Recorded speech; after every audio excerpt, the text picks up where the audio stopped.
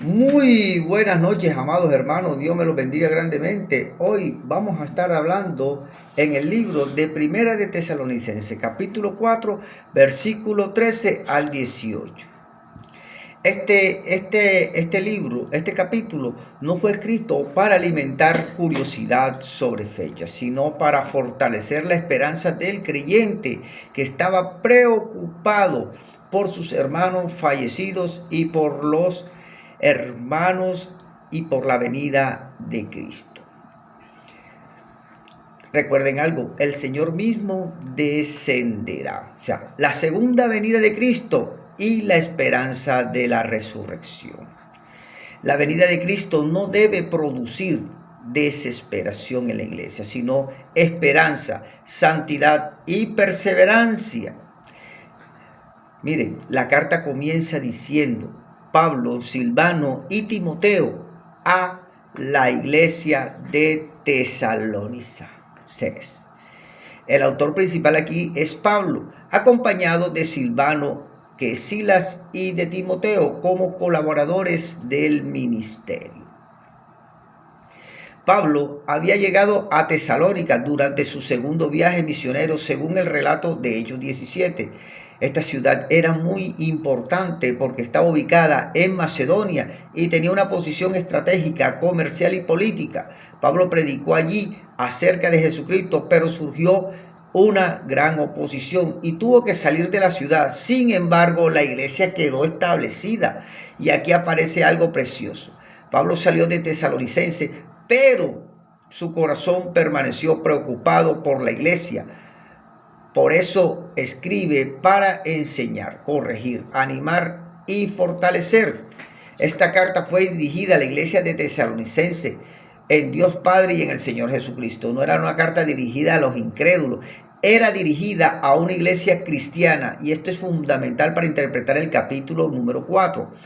Pablo no está explicando la segunda venida a personas que nunca han oído de Cristo. Estaba enseñándole a esos creyentes que ya habían recibido el Evangelio, pero que tenían preguntas y preocupaciones acerca de los acontecimientos relacionados con la muerte y la venida del Señor. La iglesia estaba en Tesalónica, una ciudad de Macedonia, en el norte de Grecia.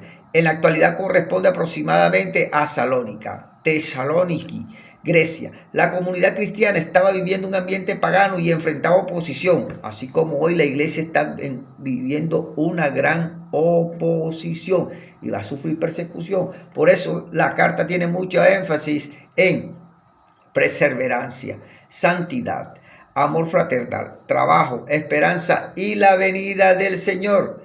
Este es un género epístolo apostólico, una carta pastoral doctrinal, pero dentro de la carta encontramos diferentes formas de discurso: enseñanza doctrinal, exhortación, oración, instrucciones pastorales y instrucciones escatológicas. En 1 Tesalonicenses 4, 13 y 18. Aquí vamos a llegar al corazón del mensaje, porque Pablo dice: tampoco queremos, hermanos, que ignoréis acerca de lo que duerme. Pablo dice esto porque aparentemente algunos creyentes estaban preocupados por los cristianos que habían muerto. Entonces, aquí Pablo le responde, o sea, le estaban preguntando: ¿se perderán la venida de Cristo y tendrán menos participación que los que están vivos? También le hicieron: ¿qué pasará con los creyentes que murieron antes de la venida del Señor? Entonces, los que murieron en Cristo no están olvidados. Y aquí surge una palabra clave, que es esperanza. Una de las palabras más importantes del pasaje bíblico es esperanza. Pablo le dice: para que no os entristezcáis como los otros que no tienen esperanza. La diferencia no es cristianos que lloran, cristianos que no lloran, ¿verdad? La diferencia es cristianos que lloran con esperanza y personas que lloran sin esperanza. Nosotros los cristianos podemos llorar, podemos sentir dolor, podemos extrañar, pero no consideramos la muerte como el capítulo definitivo, porque Cristo, recordemos que Cristo resucitó y porque Cristo resucitó, la muerte de los que están en Cristo no tiene la última palabra. Entonces, en el versículo 15 nos habla de venida. Dice, nosotros que vivimos, que habremos quedado hasta la venida del Señor. Aquí la palabra griega utilizada es parusía, que significa venida y llegada, presencia. En el Nuevo Testamento se utiliza para hablar de la venida o manifestación de nuestro Señor Jesucristo. Y esto nos ayuda muchísimo. Pablo no está hablando aquí simplemente de que Jesús aparecerá espiritualmente. Está anunciando una venida de nuestro Señor Jesucristo. Pero en el versículo 16 comienza una expresión extraordinaria, porque el Señor mismo, o sea, no un representante, no vendrá un ángel, no habrá una señal, no. El Señor mismo vendrá, Él mismo descenderá. Aquí está el centro de nuestra prédica, porque el Señor mismo, con voz de mando, con voz de arcángel y con trompeta de Dios, descenderá del cielo. Entonces, en 1 Tesalonicenses, capítulo 4, versículo 16, dice, mira el lenguaje que aquí utiliza Pablo. El Señor mismo descenderá con voz de mando, trompeta de Dios. Esto representa una escena maravillosa. O sea, la segunda venida de Cristo no será un acontecimiento insignificante, será la manifestación del Rey de Gloria. Entonces, los muertos en Cristo resucitarán primero. Aquí está una de las grandes y verdaderas verdades del pasaje. Los muertos en Cristo resucitarán primero.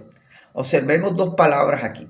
Muertos en Cristo. Pablo no dice simplemente los muertos, dice los muertos en Cristo.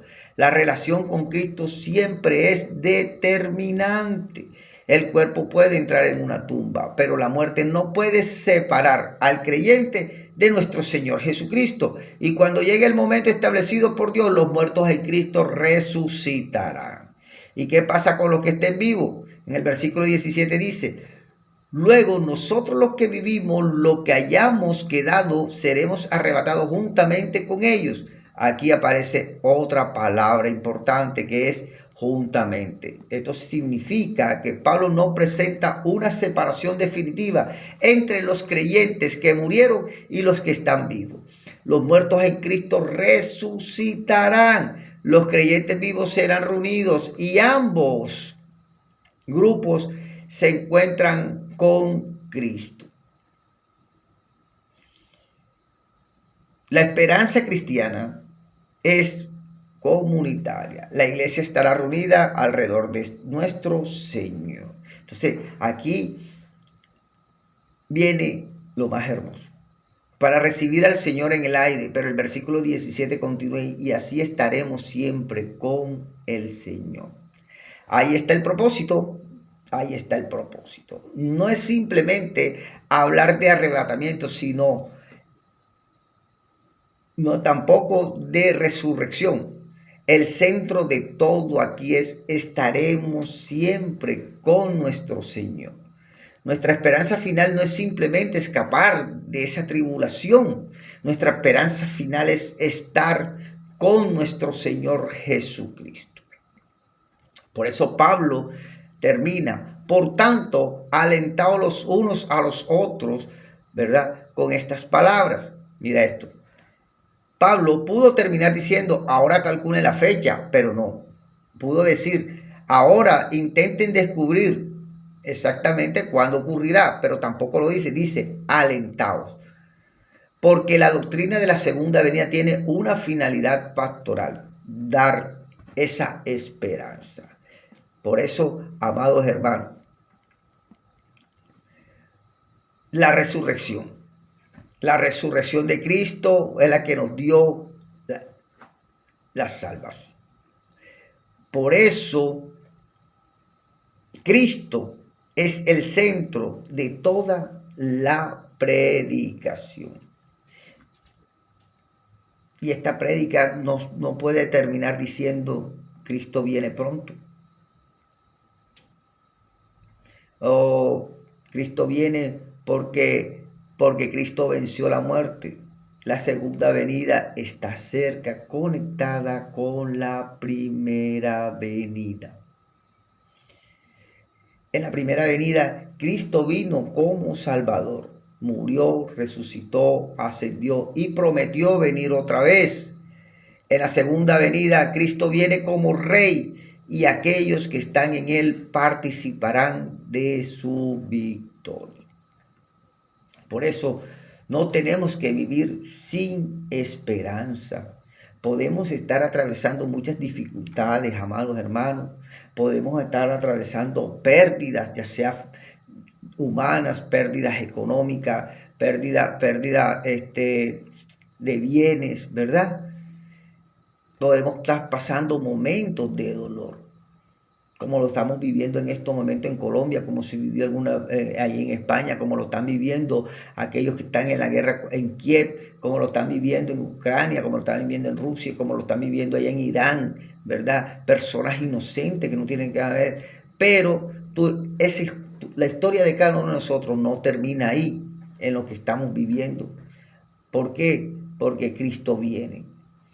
Tenemos que vivir preparados. No sabemos el día ni la hora en que nuestro Señor va a venir. Por eso no podemos vivir con descuidos espiritualmente. Tenemos que estar permaneciendo en Cristo.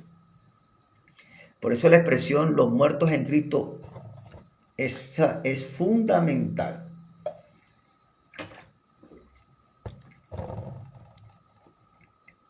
Nuestra seguridad está en nuestra unión con Cristo.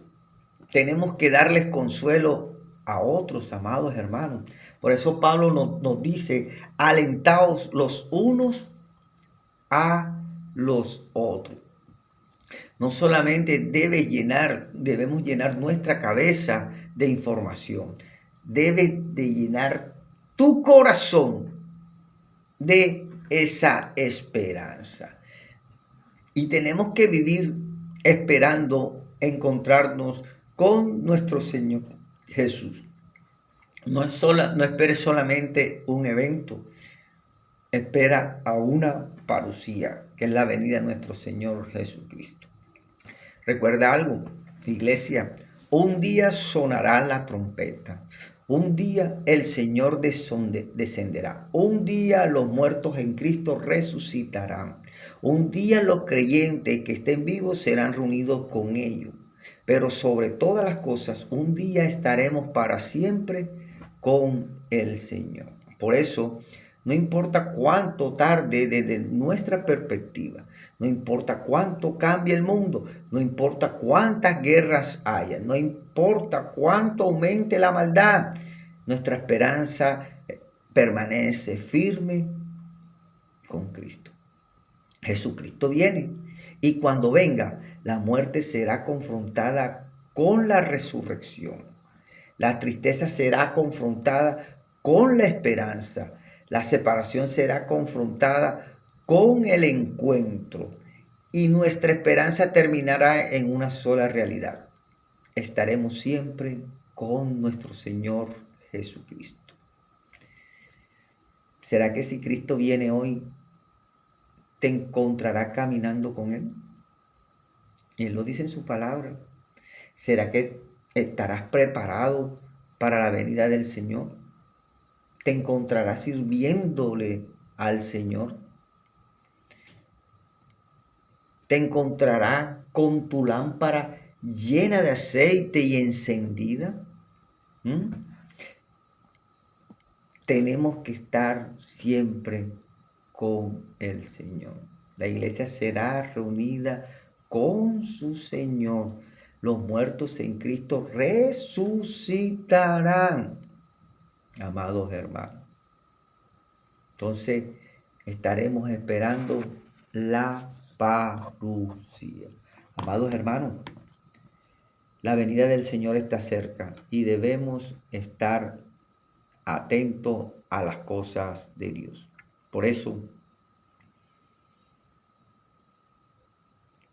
guardaos, arrepentíos, convertíos, estar en obediencia, tener la lámpara llena de aceite, estar orando, estar ayunando estar vigilando, estar leyendo su palabra para esperar la parucía. Dios me los bendiga, Cristo les ama.